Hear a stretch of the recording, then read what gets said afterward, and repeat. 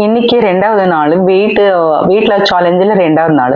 நேற்று பாருங்க, நேற்று 87 கிலோ 600 கிராம் இருந்தது. இன்னைக்கு 86 600 கிராம் இருக்கு. ஸோ 1 கிலோ கம்மியாக காட்டுது. இப்படி எல்லாம் ஆகாது, 1 கிலோ ஒரே தடவை ஆகாது. அந்த மாதிரி கூட நான் ஒன்றும் பண்ணல, மாமூலி கொஞ்சமாக தான் பண்ணேன். எக்ஸசைஸ் வந்து கொஞ்சம் தான் பண்ணேன், டயட்டு நார்மலு தான். ஸோ ஒரு தடவை என்ன ஆகும்னா வெயிட் மிஷினில் கூட வேரியேஷன் வரும். அதனால தான் அவ என்ன பண்ணணும்னா வெயிட் மிஷின் நம்ம வெயிட் செக் பண்ணுற டைமில் காலையில் ஒரே டைமு ஒரே நேரத்தில் காலையில் எழுந்த உடனே ஃப்ரெஷ் ஆகிட்டு ஒரு தடவை செக் பண்ணணும் ஒரே இடத்துல தான். அப்போ கரெக்டாக வெயிட் கரெக்டாக காட்டும் நம்மளுக்கு. ருஜிதா திவாகர் சொல்ற மாதிரி என்னன்னா, அவங்க வெயிட் எல்லாம் செக் பண்ண வேண்டவே வேண்டாம். உங்களுக்கு நீங்க என்னைக்கு ஃபிட்டா இருக்கிறீங்க, உங்களுக்கு எழுந்துக்கிறதுக்கு உக்காந்துக்கிறதுக்கு நடக்க எல்லாமே யாரும் ஒரு உதவியும் இல்லாம நீங்க நல்லா ஃபிட்டா இருந்தாலே அதே போதும். வெயிட் எல்லாம் செக் பண்ண தேவையே இல்லைன்ட்டு சொல்றது. அவங்க என்னன்னா வெயிட் எல்லாம் ஒரு இதே இல்லை, நம்மளுக்கு நம்ம எல்லா வேலையும் செய்யற டைம்ல நம்மளுக்கு ஒரு தெம்பா இருக்கணும், ஒரு ஸ்ட்ராங்கா இருக்கணும், எந்த காயிலும் எது நோய் நொடி எதுவும் இல்லாம இருக்கிறது தான் ஹெல்தியான வெயிட்ன்ட்டு அவங்க சொல்றாங்க. ஸோ எனக்கு என்னன்னாக்கா வெயிட் நான் அடிக்கடி செக் பண்ணுறது எதுக்குன்னா, எனக்கு வெயிட் செக் பண்ணும்போது ஒரு இன்ட்ரெஸ்ட் வரும். இன்னைக்கு இவ்வளோ இருக்கு, நாளைக்கு எவ்வளோ, ஒரு இன்ட்ரெஸ்ட் வரும், ஒரு மோட்டிவேஷன் கிடைக்கும்னு தான் நான் வெயிட்டை டெய்லி நான் செக் பண்ணுவேன். அப்படி செக் பண்ணாதான் நம்மளுக்கு ஒரு இன்ட்ரெஸ்ட் இருக்கும். இன்னைக்கு இவ்வளோ இருக்குன்னா அட்லீஸ்ட் ஒரு 100 கிராம் 200 கிராம் குறைச்சாலும் நம்மளுக்கு ஒரு மாதிரி சந்தோஷத்தில் நாளைக்கு இன்னும் நல்லா பண்ணுறதுக்கு நம்மளுக்கு ஒரு இது வரும். அதனால தான் நான் வெயிட் செக் பண்ணுவேன். ஸோ 1 கிலோ கம்மியாக காட்டுது. டெய்லி நம்ம போட்டு பார்க்கலாம் எவ்வளோ வருதுன்னு தெரியும். இன்னொன்று என்னன்னாக்கா, ஒரு வாரத்துக்கு தான் நம்மளுக்கு நல்ல ரிசல்ட் கிடைக்கும். டெய்லி நான் போடுவேன். என் மனசுக்கு ஒரு மாதிரி இஷ்டம் அது போடுறதுனால, அதனால நான் போடுவேன். எனக்கு ஒரு திருப்திக்கோஸ்கரம் போடுவேன் நான் வெயிட்டு. அது ஒரு பழகிடுச்சு எனக்கு, டெய்லி வெயிட் போட்டு இந்த மாதிரி நான் யோகா பண்ணுவேன். இந்த மாதிரி இது சேலஞ்ச் எல்லாம் பண்ணுற டைமெல்லாம் நான் அடிக்கடி வெயிட் போட்டுட்டு தான் பார்த்துட்டே இருப்பேன். அது ஒன்றும் கெட்டது எதுவும் பார்க்கலாம், நம்ம போட்டு வெயிட் செக் பண்ணி பார்க்கலாம். இப்போ நம்மளுக்கு ஒரு வாரம், இந்த வாரத்துலேருந்து ஒரு வாரம் ஒரு 7 நாள் வெயிட் நம்ம டெய்லி செக் பண்ணும்போது 7 நாளில் நம்மளுக்கு எந்த ரிசல்ட் கிடைக்கும் அதுதான் சரியான ரிசல்ட் நம்மளுக்கு கிடைக்கும். ஸோ எப்போ எவ்வளோக்கு ஆகுது டெய்லி வெயிட் செக்கில் எவ்வளோ 100 கிராம் 200 எப்படி ஆகுதுன்ட்டு பார்க்கலாம். அதே மாதிரி தான் ஆகும். ஸோ இப்போ 86 600 கிராம் வந்துட்டு ஒரு சந்தோஷமாக தான் இருக்குது. நாளைக்கு எவ்வளோ வருது பார்க்கலாம் நம்ம. Good morning.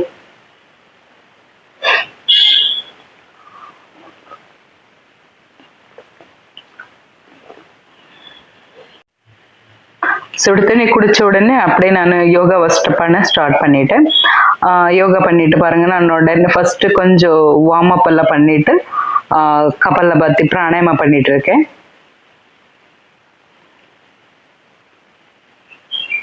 பிராணாயாமம் பண்ணி அப்படியே நான் கபாலபாதி பண்ணிட்டு இருக்கேன்.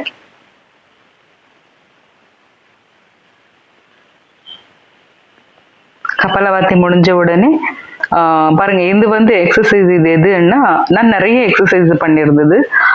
என்ன பண்ணிட்டேன்னா, எக்ஸசைஸ் பண்ணிட்டு இருக்கிற வீடியோ நான் கேமரா ஆன் பண்ணி வச்சுட்டு அது பட்டனை அழுத்தாமே அப்படியே விட்டுருக்கேன். நான் எப்பவுமே எந்த ஒரு இது கெட்ட பழக்கம்னு தான் கேமரா ஆன் பண்ணுவேன், ஆனால் ஆன் பண்ண மாட்டேன். அது கேமரா ஆன் பண்ண உடனே போயிட்டு இருக்கு நினச்சிட்டு அப்படியே அதை பார்த்துட்டு நான் பண்ணும்போது என்ன ஆகுதுன்னா, நிறைய தடவை இப்படிதான் என் கிளிப்பெல்லாம் நிறைய போயிருக்கு.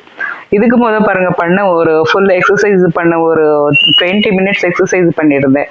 அந்த எக்ஸசைஸ் அது வீடியோவில் அது ஷூட்டே ஆகல, அது அப்படியே அது கிளிப்பு வேஸ்ட்டாக போச்சு, அது ரெக்கார்டே ஆகல. அது பாருங்க, இந்த எக்ஸசைஸ் வந்து ரொம்பவே நல்லது. இது ரொம்ப வெயிட் ஜாஸ்தி அதிகமாக இருக்கிறவங்களுக்கு, அந்த முட்டியில ரொம்ப வலி இருக்கும், அந்த மாதிரி எங்களுக்கு அந்த எக்ஸசைஸ் பண்றதுனால ரொம்ப ஸ்டார்டிங்ல கொஞ்சம் பண்ண முடியாது. பண்ண கொஞ்சம் வெயிட் கடுமையாகவும் அது ரொம்ப நம்மளுக்கு யூஸ்ஃபுல்லா இருக்கும். அந்த இது முட்டிக்கால் எக்ஸசைஸ் மட்டும் ரொம்ப மெயின் இருக்கிறது. நம்மளுக்கு வெயிட் எல்லாம் உழுறது அந்த கால் மேல தானே இல்லைங்களா?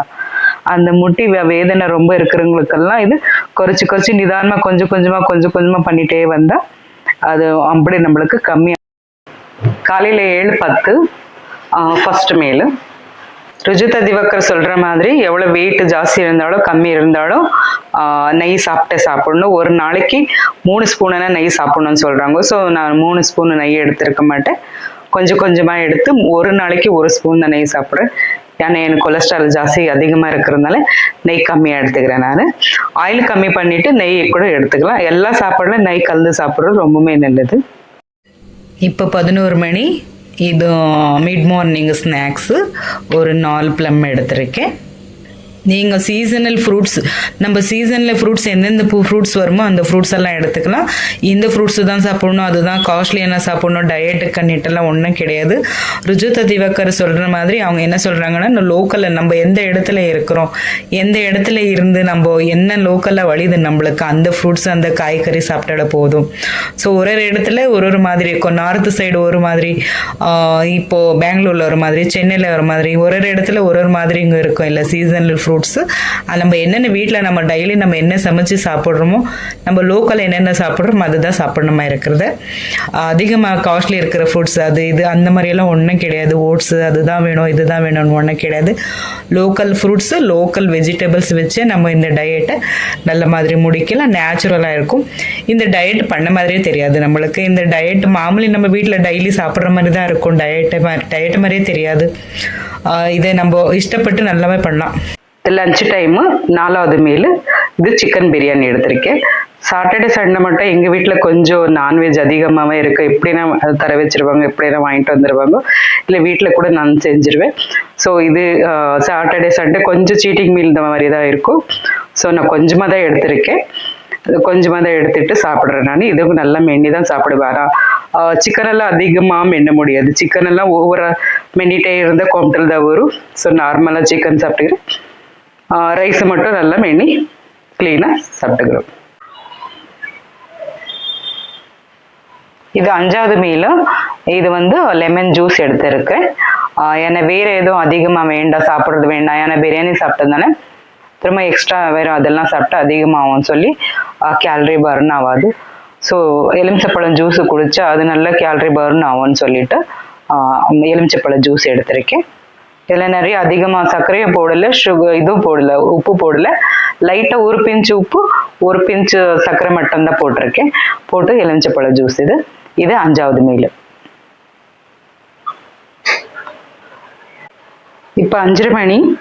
6வது மீல் எடுத்துகிட்டு இருக்கேன். 1 கப்பு ஃப்ரூட்ஸு மாதுளப்பழம் எடுத்துகிட்டு இருக்கேன். இது 7வது மீல். சுகர்லெஸ் காஃபி, அப்புறமா ஒரு 8 பிஸ்தா எடுத்திருக்கேன். இது 8வது மீல். சாம்பார் சாதம், கொஞ்சம் நெய் போட்டிருக்கேன், அப்புறமா கொஞ்சம் வெண்டைக்காய் பொரியலும், ஒரு முட்டை வேக வச்சது பாதி. இதோட முடிஞ்சது இந்த 8வது மீல். ஸோ இன்னைக்கு இது டயட் முடிஞ்சது. Good night, take care. Good night, take care, bye bye, thank you so much.